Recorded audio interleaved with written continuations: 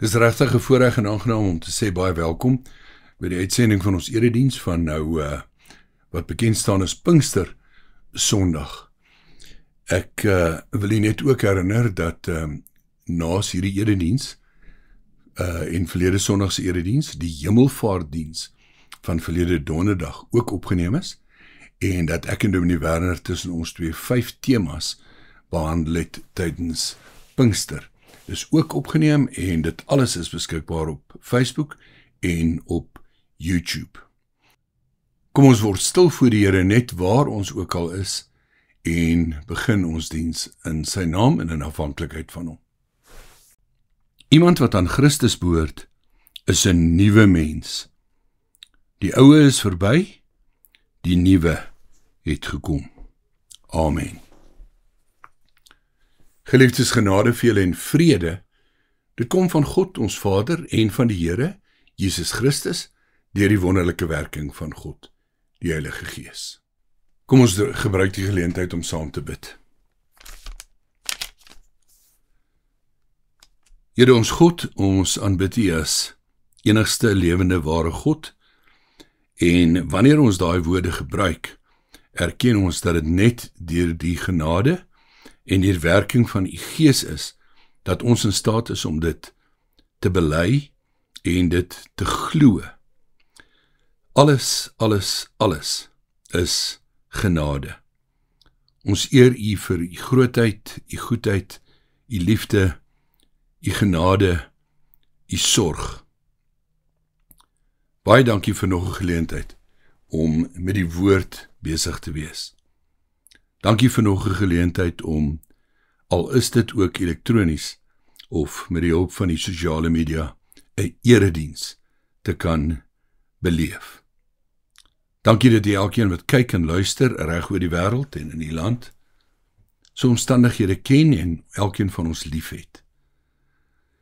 Ons wil bid dat U deur die Gees vir ons sal lei om vandag iets beter en iets meer te verstaan van die werking van U Gees. Dit alles bid ons in afhanklikheid. Hoor ons asseblief. Amen. Geliefdes, inleidend, hierdie Sondag staan oral oor bekend as Pinkster Sondag, natuurlik omdat dit die datum is waarop ons herdenk dat die Heilige Gees uitgestort is op die 50ste dag na Paasfees. Net so vinnig herhaling van die tydslyn, daar was dan nou eers Paasfees, belangrike goed wat daar gebeur het en Jesus se intog net voor dit, dan Jesus se kruisiging, natuurlik die belangrikste vir ons ten opsigte van die Paasnaweek, en dan die heel belangrikste van alles, Jesus se opwekking, dat hy vanaf vroeg die Sondagoggend homself bekend gemaak het oor 'n periode van 40 dae. In Handelinge lees ons dat daar staan, Lukas skryf, en hierdie 40 dae het hy met onbetwisbare bewyse aan sy volgelinge getoon dat hy lewe en het hy met hulle gepraat oor die dinge van die koninkryk van God. Aan die einde van die 40 dae, die baie belangrike gebeurtenis van Hemelvaart, en dan Jesus se opdrag dat hulle by mekaar moet bly in Jerusalem, totdat hy vir hulle die spesiale gawe, die Gees, die Trooster, die Parakleet, sal stuur. En dan op die 50ste dag, Pentakosta, Pinkster, word die Heilige Gees uitgestort, die apostels praat in 'n verskeidenheid van tale, mense hoor in hulle eie taal, die goeie nuus, die boodskap dat Jesus opgewek is uit die dood, die Seun van God is, die ware verlosser en dat wie in hom glo, die lewe kan hê. En dan lees ons daar in Handelinge dat 3000 mense daardie dag tot geloof kom, en dit word dan nou beskryf as die eerste Christelike gemeente. Vandag gaan ons net stil staan by, of dalk 'n beter formulering, reflekteer op een aspek van die werk van die Heilige Gees. Maar eers, voordat ons kyk na hierdie baie belangrike, soms vir party mense 'n bietjie van 'n misterieuse aspek van die werking van die Heilige Gees, wil ek begin met 'n kort inleidende videoetjie. Ek wil iets deel uit my laerskooldae. En dit probeer illustreer en dit as 'n metafoor gebruik om ons elkeen te help, hoop ek, om hierdie boodskap duideliker te verstaan en makliker te onthou en dat dit iets wat deur baie van ons as ingewikkeld beskou word, hierna gesien sal word as, alhoewel dit verstommend wonderlik is, dit nie heeltemal so ingewikkeld is nie. Geliefdes, hierdie illustrasie kom nou uit my laerskooldae uit, en ek moet eintlik sê, sommer uit my vroeë laerskooldae uit. Daar het altyd een of ander slim ouetjie opgedaag met so klein elektriese motortjie. Daai tyd het hulle baie keer uit 'n skelektrik karretjie uitgehaal wat nie meer werk nie. Dan het hulle 'n battery gehad, 2 draadjies was belangrik, en dan 'n roomystokkie om as 'n propeller te dien. Nou, vir die doeleindes van my inleidende illustrasie, het ek ook my baie spesiale Victorinox mes, waaraan ek geweldige sentimentele waarde heg. My naam is selfs op hom, en hy is gekoop by die oorspronklike fabriek waar hierdie messe gemaak word, en hy het 'n baie interessante deeltjie hierso, wat 'n baie fyn gaatjie in enige iets kan maak. So ek het dit gebruik om 'n gaatjie in my roomystokkie te maak, elektriese motortjie gekry en 'n battery. En toe het ek nog 'n wenk gekry by iemand wat weet, en dit is om 'n paar streepies te trek op die roomystokkie, wat dalk net so bietjie duideliker gaan illustreer hoe die stokkie draai. So, hier begin die demonstrasie na al daai inligting. Stokkie gekoppel op die elektriese motortjie, dan plaas ons die 2 draadjies op die 2 verskillende pole van die battery, positief en negatief. Dis hy. En daar draai ons propellertjie in 'n anti-kloksgewyse rigting. Baie eenvoudig, maar tog baie interessant. En dan het hulle die volgende ding gedoen wat my as 'n klein ousientjie baie beïndruk het.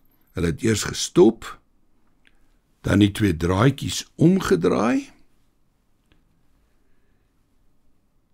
die draadjie nou op die positiewe pool, hierdie draadjie op die negatiewe pool, en woeps, daar draai dieselfde propellertjie met presies dieselfde motortjie en presies dieselfde battery en draadjies, draai nou in 'n kloksgewyse rigting. So, ek herhaal, verskriklik eenvoudig, maar tog baie duidelik, dat deur doodeenvoudig die draadjies om te ruil, kry mens dit reg dat die propellertjie in presies die teenoorgestelde rigting draai. Geliefdes, saam met hierdie kort videoetjie wil ek nog iets verduidelik. Ek wil direk daarby aansluit met nog iets wat handel oor propellers, maar dit gaan ek nou sommer verduidelik. Wanneer 'n vliegtuig land, en ek weet ons kry nou jet engines, en ons kry propeller engines, en turboprops, en so meer, doodeenvoudig, ek gaan praat van 'n vliegtuig wat met 'n engine werk, wat met 'n propeller draai en sodoende vlieg. Wanneer so vliegtuig land, dan is dit onmoontlik vir die vlieëniers om nou die engines totaal en al af te skakel, dat hulle tot stilstand kom, en hulle dan weer aan te skakel om in die teenoorgestelde rigting te draai, soos wat ons nou in die vorige videoetjie gesien het. So, wat dan gebeur wanneer 'n vliegtuig land, is dat die vlieënier verander deur 'n verstelling die hoek waarteen die lemme draai. So die motor of engine hou aandraai in presies dieselfde rigting, maar die hoek waarteen die lem gestel is, word verander. In Engels word dit genoem die pitch angle. Nou, die effek van hierdie pitch angle wat verander word, is dat in plaas daarvan dat die lemme, soos hulle gestel was, die lug na agter toe druk en die vliegtuig vorentoe druk, gebeur die teenoorgestelde nou. Met die verandering in die hoek van die lem, blaas die engine en die propellers nou basies lug vorentoe, en dit help in die proses om die vliegtuig te rem. Uiters belangrik. Dit klink nou baie klein verandering, maar die effek daarvan is radikaal, want dit help die vliegtuig om te rem. Maar nou ja, genoeg daarvan vir 'n inleiding en 2 wat ek wil beskryf, metafore. Kom ons kom by ons teks vir hierdie geleentheid en ons tema. Wat ons tema aanbetref, wat beteken die wedergeboorte? Of dan ook anders geformuleer, wat beteken dit dat mens wedergebore moet word? En Jesus se baie sterk uitspraak dat wie nie weergebore word nie in die koninkryk van God kan ingaan nie. Ek gaan die bekendste, is nie enigste skriflesing wat daaroor handel nie, maar die bekendste skriflesing lees Johannes 3 vers 1 tot 8. Natuurlik is die hele res van die hoofstuk belangrik, maar is altyd goed om kort gedeeltes te gebruik, laat mens maklik kan fokus en beter kan konsentreer. Daar was 'n man met die naam Nikodemus. Hy het aan die party van die Fariseërs behoort en was 'n lid van die Joodse raad. Een nag het hy na Jesus toegekom en vir hom gesê, Rabbi, ons weet dat u 'n leermeester is wat van God afgekom het. Want niemand kan hierdie wondertekens doen wat u doen, as God nie by hom is nie. Daarop sê Jesus vir hom, dit verseker ek jou, as iemand nie opnuut gebore word nie, kan hy die koninkryk van God nie sien nie. Nikodemus vra hom toe, hoe kan 'n mens gebore word, as hy al 'n ou man is? Hy kan tog nie 'n tweede keer in sy moeder se skoot kom en gebore word nie? Jesus het geantwoord, dit verseker ek jou, as iemand nie uit water en gees gebore word nie, kan hy nie in die koninkryk van God kom nie. Wat uit die mens gebore is mens. En wat uit die gees gebore is gees. Moenie verbaas wees, dat ek vir jou gesê het, julle moet opnuut gebore word nie. Die wind waai waar hy wil, jy hoor sy geluid, maar jy weet nie waar hy vandaan kom en waar hy heen gaan nie. So gebeur dit met elkeen wat uit die gees gebore is. Geliefdes, vandag wil ek jy nooi om saam met my net by 3 aspekte stil te staan rondom die wedergeboorte. Die heel eerste van die 3 aspekte is dat die wedergeboorte is 'n werk van die Heilige Gees. Dis nie iets wat tussen die Heilige Gees en die mens saam gebeur nie. Ons kry nêrens in die Nuwe Testament 'n opdrag dat 'n mens weergebore moet word nie. Dis nooit 'n menslike prestasie nie. Dis altyd God se werk, die werk van die Heilige Gees en uit genade. Nou natuurlik is die logiese vraag, hoe moet ons die wedergeboorte verstaan? Of hoe kan dit beskryf word op 'n manier wat dit vir ons 'n bietjie ophelder?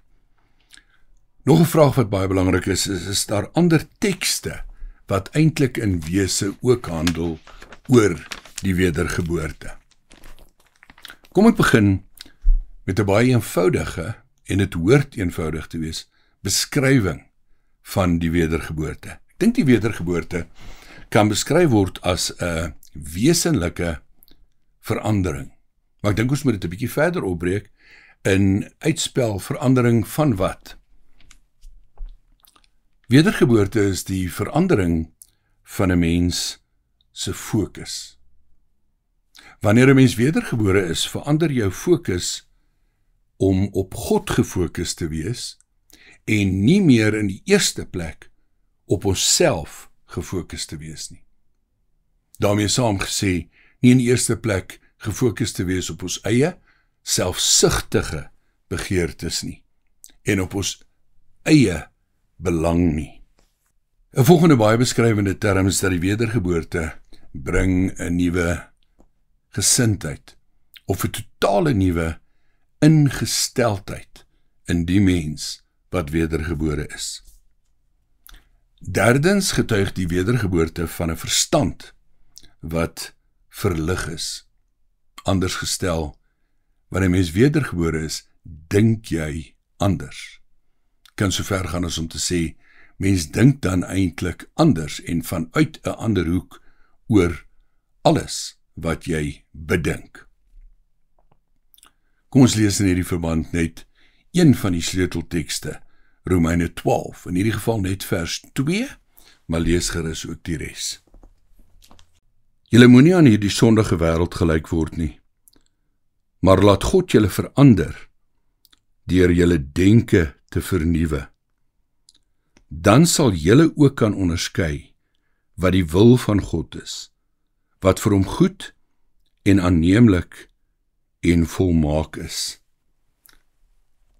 Dis 'n verskriklike duidelike en eenvoudige beskrywing van die verandering wat in ons moet plaasvind wanneer ons wedergebore is. Ons denke verander en dan kan ons op 'n ander manier onderskei wat vir God goed, aanneemlik en waar is en wat reg en verkeerd is. Nog 'n term wat ons help om die wedergeboorte effe beter te verstaan, is dat iemand wat wedergebore is, 'n wilsverandering ondergaan. Mense hele wil verander en ons weet hoe belangrik 'n mens se wil is. Maar dan wil ek dit miskien tog op sy heel eenvoudigste beskryf na aanleiding van die kort inleidende video en die storie oor die propellers van die vliegtuig. Wanneer 'n mens wedergebore is, het God doeteenvoudig jou drade gekruis. Of hy die hoek van jou propellers verander, sodat dinge nou die teenoorgestelde effek het. Die klein voorbeeld van die batterytjie en die klein motortjie draai die propeller in die teenoorgestelde rigting. In die metafoor van die vliegtuig draai die engine of motor nog in dieselfde rigting, maar die hoek van die lemme het verander en nou help dit die vliegtuig om te stop in plaas van om dit aan te dryf. Kom ons lees nog 3 sleuteltekste. Esegiel, hoofstuk 36, vers 26 tot 27, so ver terug as in die Ou Testament, word die wedergeboorte eintlik baie raak beskryf. Ek sal julle 'n nuwe hart en 'n nuwe gees gee. Ek sal die kliphart uit julle liggaam uithaal en julle 'n hart van vleis gee. Ek sal my gees in julle gee en ek sal maak dat julle volgens my voorskrifte leef en my bepalings gehoorsaam en nakom. Dan Romeine 2, net vers 29. Nee, hy is 'n Jood wat dit innerlik is, en dit is besnedenheid wat in die hart gedoen is deur die Gees, nie volgens die wetsvoorskrifte nie. So iemand ontvang lof, nie van mense nie, maar van God. 'n Pragtige kontras tussen die fisiese besnydenis en die geestelike besnydenis waar God 'n hartsverandering laat plaasvind. Ons derde teks in die verband, 2 Korintiërs hoofstuk 5.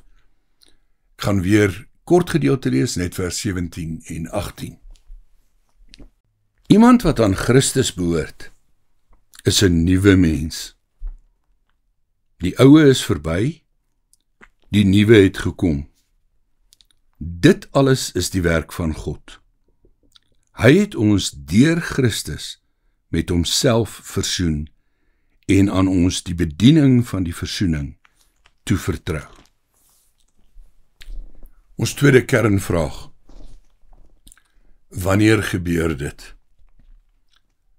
Dood eenvoudig, ons weet nie, en dit is nie so maklik om ons vinger presies daarop te lê wanneer dit gebeur het nie. Dis meer dat ons agterna aan die werking daarvan kan sien dat dit gebeur het.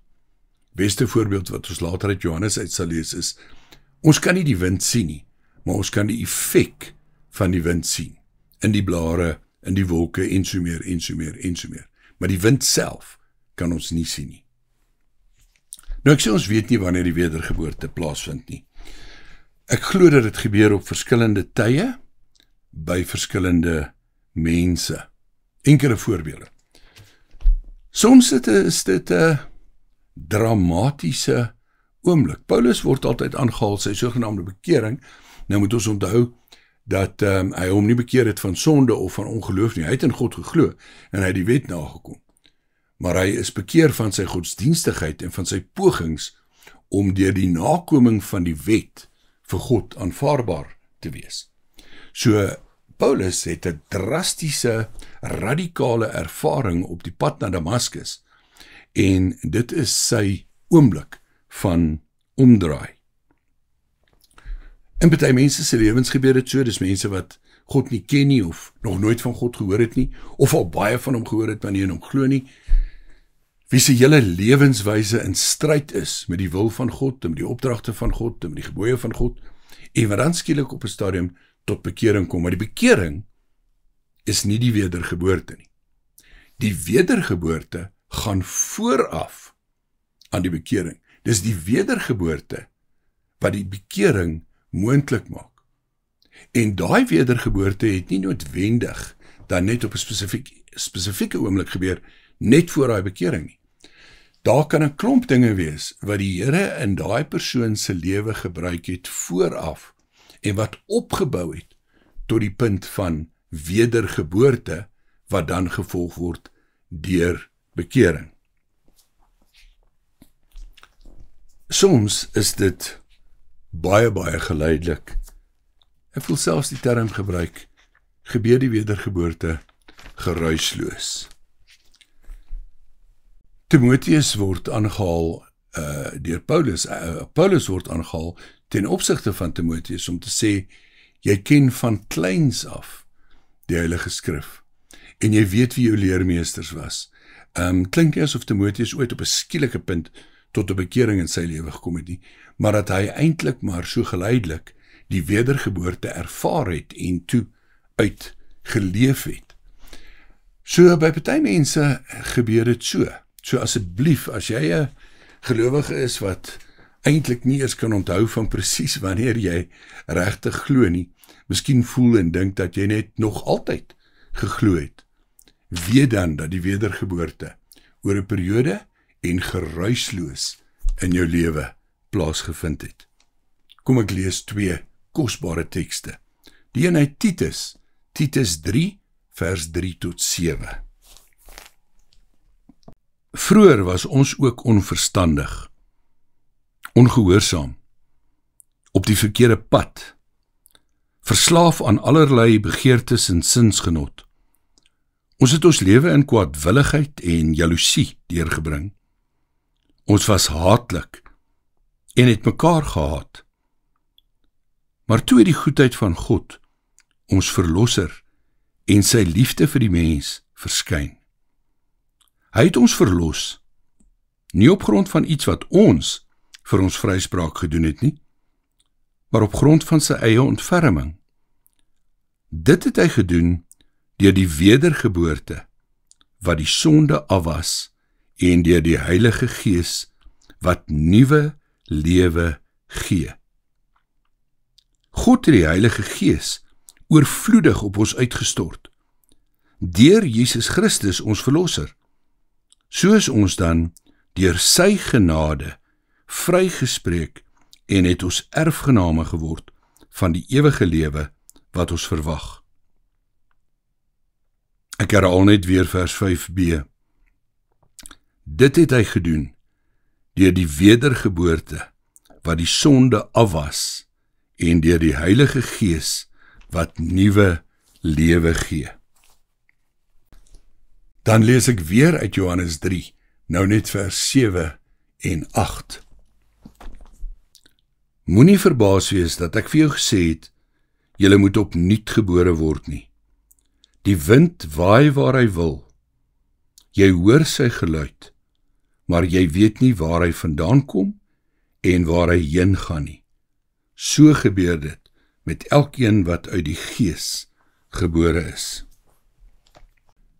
Geliefdes, ons derde hoofpunt is baie kort, baie eenvoudig, maar verskriklik belangrik. En dit is die vraag oor die volgorde. Die volgorde van wedergeboorte, geloof en gehoorsaamheid. Ons kan nog 'n klomp ander dinge ook noem, maar ek wil net hierdie 3 op hierdie stadium noem.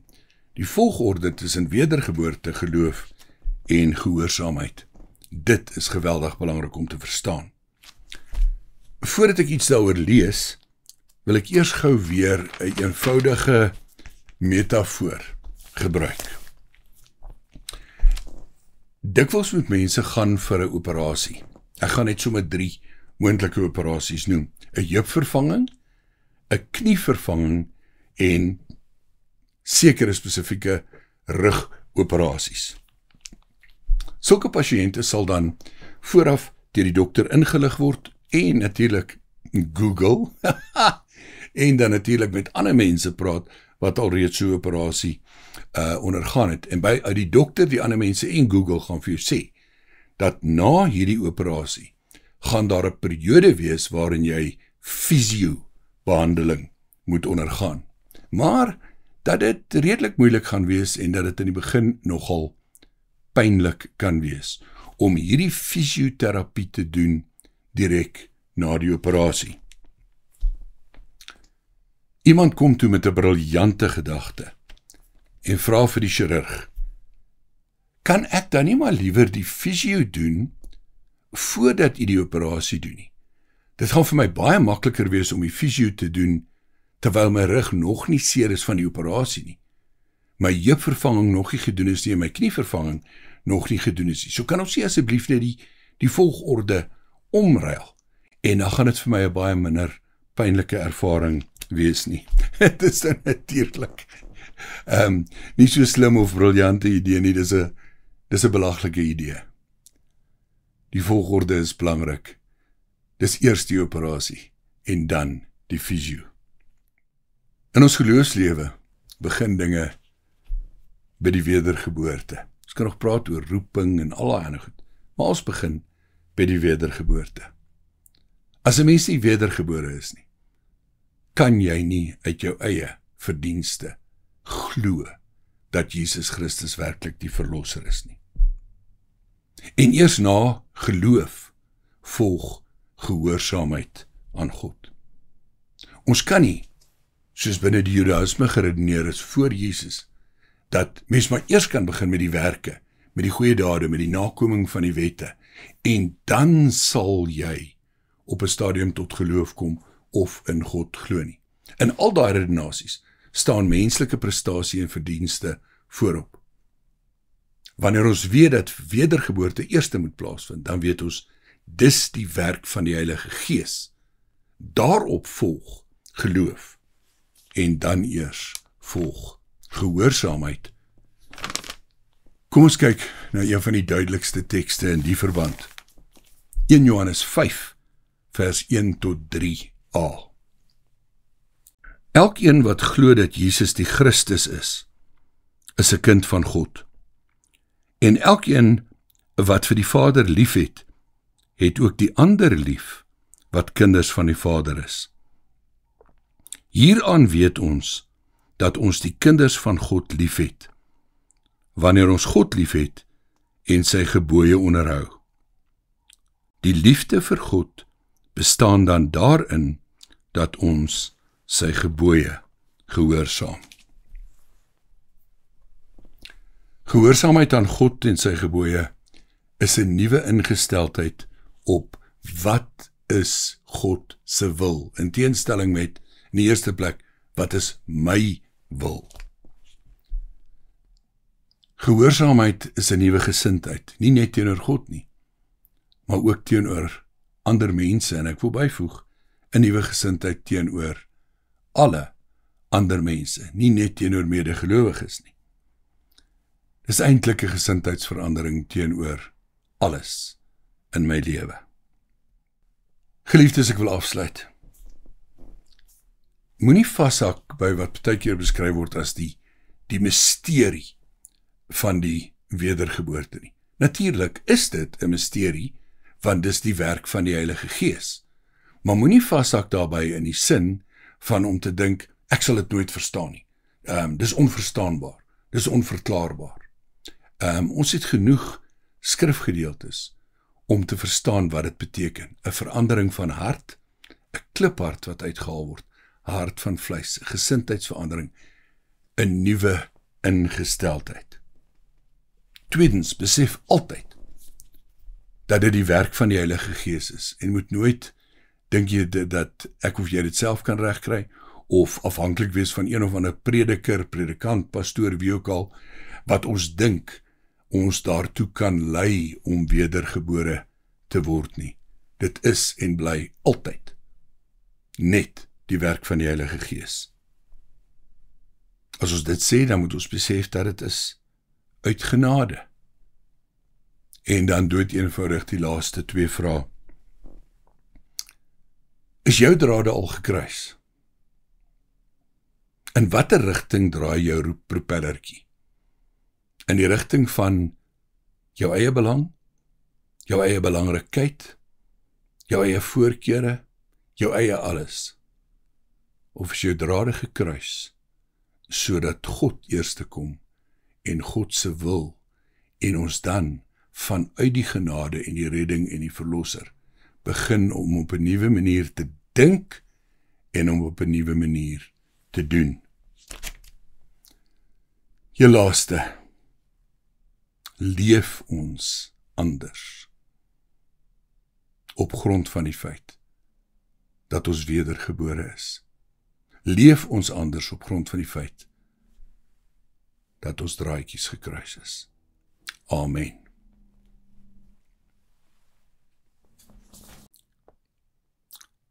Here, ons bid vir perspektief en ons bid vir die werking van u Gees.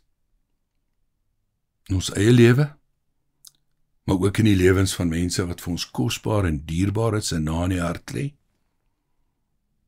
Maar dan bid ons ook vir die werking van die Heilige Gees in mense met wie ons eintlik niks te doen het nie, of oor wie ons baie negatief is. Want ook hulle is nie buite bereik van u genade nie. Leer ons, lei ons, vorm ons, dra ons. Ons bid dit alles in absolute afhanklikheid van u. Amen. Die genade van die Here Jesus Christus, en die liefde van God ons Vader, en die lerende, versterkende, veranderende teenwoordigheid van God die Heilige Gees, bly by jou. Amen.